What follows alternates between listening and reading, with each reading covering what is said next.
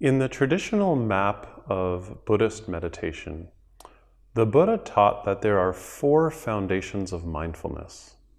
The first is mindfulness of the body, which I'm going to translate as mindfulness of the breathing body. The second is mindfulness of sensation. The third is mindfulness of mental states. And the fourth is mindfulness of phenomena, which is basically bringing our mindfulness practice to everything we encounter, internally and also externally. Our focus in this course is going to be the first few foundations of mindfulness where we're really connected to our embodied somatic experience. Usually when you go to a meditation course in the mindfulness traditions or the Buddhist tradition, whether it's secular or not, you begin with mindfulness of breathing. Over the years, I've done a lot of work working with people who have trauma or people who experience chronic pain, and also people with high levels of anxiety.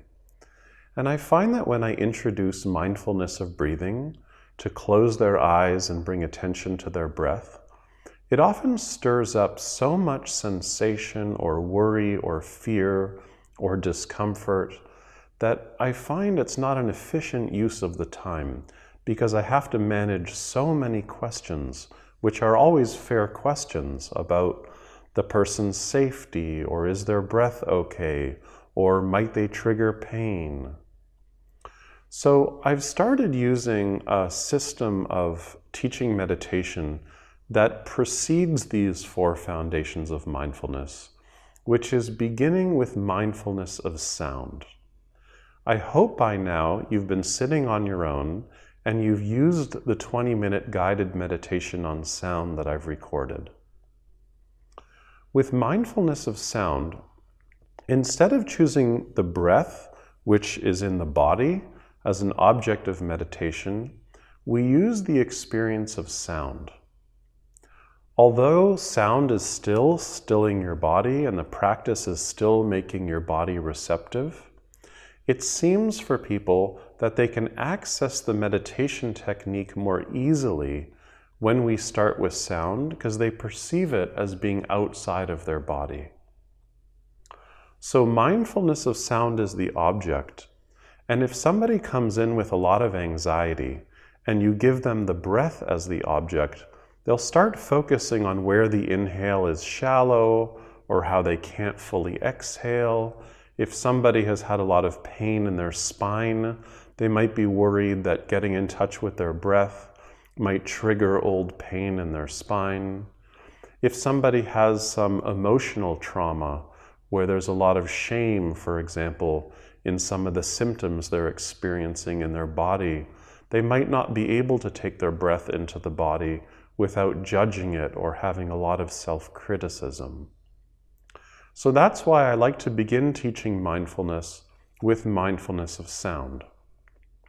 And what you've experienced in your practice so far, I'm sure, is this simple question, which is, are you able to come back to the sounds in the environment or not? And when you come back, what's that like? So when you begin to teach this practice, it's very, very simple. You'll organize the room so that everybody can see each other. And you'll ask people to introduce themselves, create a safe environment. We'll talk more about that as the course goes on. And then you'll ask people whether they'd like to have their eyes open or closed. Some people need to negotiate that. Some people are scared to be in a group environment with their eyes closed. They may not know what's going to happen. They also might want to know if your eyes are going to be open or closed. So that's also something to discuss. Maybe you can let people know in advance, I invite you to close your eyes. I'm going to close my eyes during this practice. Maybe at some point I will open my eyes and look around. The second thing you want to let them know about is the duration of the meditation practice. When I first introduced mindfulness of sound, I like to do a 5-minute practice if it's a group environment and I don't know the group. So I'll ring the bell, and then we'll sit for 5 minutes, and I'll guide them through paying attention to sounds, reminding people that mindfulness is not about making their thoughts go away. Mindfulness is about feeling the breathing body, and in this case, opening to the movements of sounds that move through the awareness, and I would say the awareness that's in your body.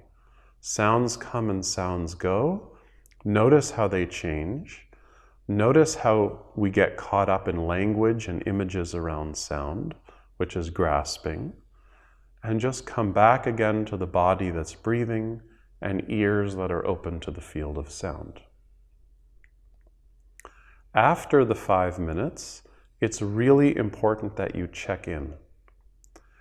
One of the things about meditation, even when you stick people in MRI machines to watch what their brains are doing in meditation, you don't necessarily know what their inner subjective experience is. You have to ask them. So, at the end of every meditation session, have 2 people turn to each other and ask them, how was that for you? What was that like? Or you could also, in the group environment, ask the group, is anybody willing to share what that was like? And what you're listening for is, are you able to come back to the object, sound? And when you came back into the present moment again, what did you notice? So if someone says, yeah, it was good for me, it reminded me of this thing I did once in music school, and they go off onto something, you would try to catch them and very elegantly invite them back and say, what did you notice? Were you able to come back or not? Mm-hmm.